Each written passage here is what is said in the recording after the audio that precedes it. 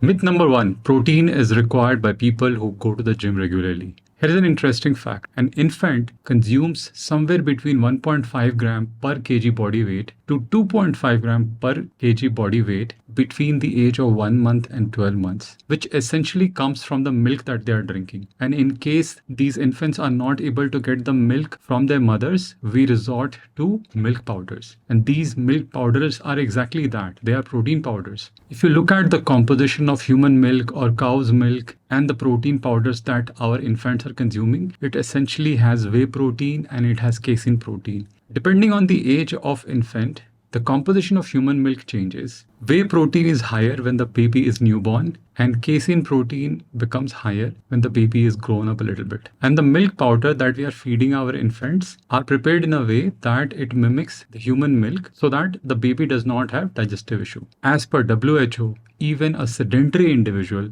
needs 0.8 gram per kg body weight protein every single day. Myth number two, Indian diet has enough protein. Let's look at typical Indian diet. What do you eat in a day? You'll probably have maybe 2 idlis, sambar, coconut chutney and coffee in breakfast. You may have 2 aloo paranthas cooked using 1 tablespoon of ghee for lunch with, let's say, mango pickle. You might have 5 Parle-G biscuits with tea in snacks and maybe 2 more teas in your office. And in the dinner, you might have 2 rotis, dal, aloo gobi prepared in, let's say, half tablespoon of mustard oil. If you add it all together, it comes somewhere around 2000 calories with roughly 40 grams of protein. So a sedentary 70 kg individual needs 56 grams of proteins, and this meal falls short by 20 grams. And if you're an active individual, you need closer to 80 to 100 grams of protein per day. And this diet for sure is not going to help you meet your protein target unless you make certain modifications. Myth number 3.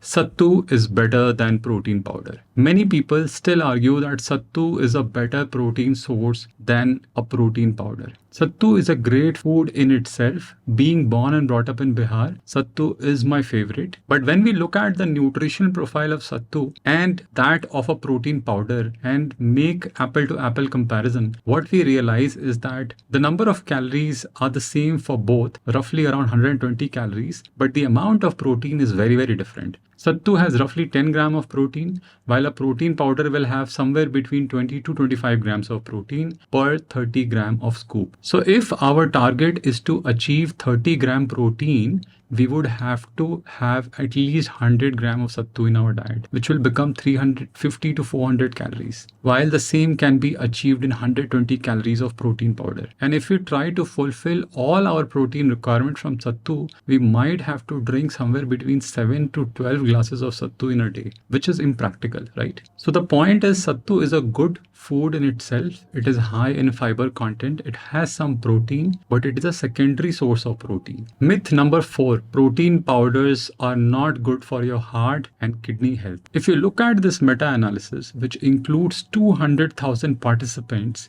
this meta-analysis clearly states that high protein consumption does not affect cardiovascular prognosis. As per this report, even people with single kidney can go up to as much as 1.2 gram per kg body weight without any harmful effect. So logically, you don't have to worry about protein consumption affecting your kidney unless you are exceeding 2.4 gram per kg body weight per day. If you're facing a kidney issue, you have a kidney problem, consult with your doctor before you increase your protein intake. Myth number 5, it takes 3 years to digest a protein. Kuch bhi. Then the paneer I ate last night should be filing for a citizenship in my body now. Let's just be logical here and look at the table. I have put all the macros that we consume on a day-to-day basis in this table. And you can see that our body takes somewhere between 1.5 to max 7 hours to digest any kind of protein. The longest any macronutrient takes is 24 hours, and these are not protein.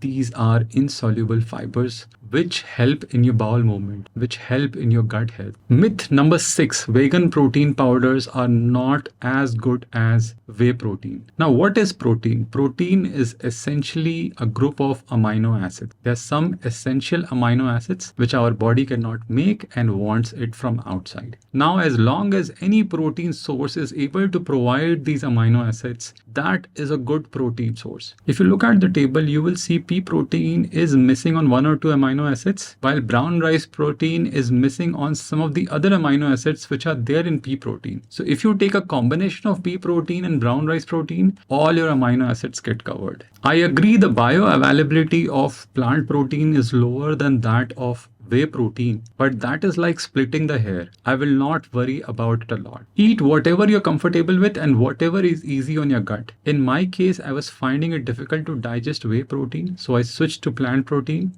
And I found plant protein to be much easier on my gut than whey protein. But since I liked the flavor of whey protein, I tried experimenting with various kinds of whey. And by trying a bunch of these protein powders, what I realized was a whey protein concentrate, which has nothing else added, was much easier on my gut. So experiment with all kinds of protein and see what works best for you. Myth number 7, you must have protein immediately after the workout. That we have some window just before and after the workout where the protein has to be consumed for maximum benefits. But as I said in the beginning, this is a myth. It doesn't matter when you're having a protein. As long as you're having the amount of protein your body needs on a day-to-day basis, you will see that muscle growth happening. Just for the ease of digestion, you can split it into multiple meals. Also, this paper which studied the effect of protein timing on muscle strength and hypertrophy clearly stated that with respect to hypertrophy, total protein intake was the strongest predictor of muscle growth. Myth number 8, more protein will lead to more muscle growth. Now let's understand how our muscles grow. There are 2 parts to this process. Part number 1 is where we signal to our brain that we need certain amount of muscles to be able to lift something. And part number 2 is when the brain sends a signal to the body to start working on those muscles develop. So every time we go to the gym, we give that signal to our brain. And it is when we are relaxing, we are sleeping, we are studying, we are doing anything else, our body is working to build those muscles. You need bigger muscles to be able to lift heavier weights. And you cannot lift heavier weights right in the day 1 itself. You will be able to do that gradually, week on week, month on month, year on year. And it takes almost 7 years to reach your highest genetic potential. So forcing more protein in your body will not help you gain more muscles. If it was possible, then anybody can drink protein all day and look like Arnold